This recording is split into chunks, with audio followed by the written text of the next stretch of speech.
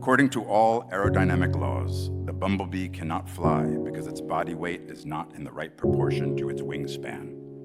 But ignoring these laws, the bee flies anyway.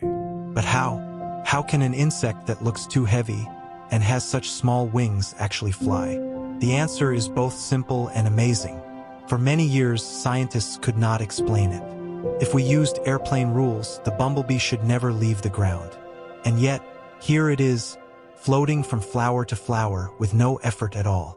The secret is in the way it moves its wings. A bumblebee doesn't flap straight up and down. Instead, it moves in a quick figure-8 shape 200 times every second. This movement pushes the air into tiny swirls, called leading-edge vortices. These swirls lower the air pressure above the wing and keep the pressure below higher.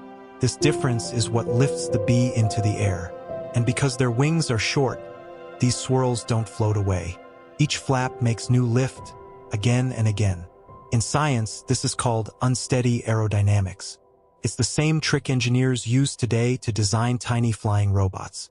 So next time you see a bumblebee, remember this. It's not breaking the rules of flight. It's using them in a clever way. And if a tiny bee can do what seems impossible, what's stopping you? This was Daily Physics. Make sure to like, share, and subscribe for more mind-bending science.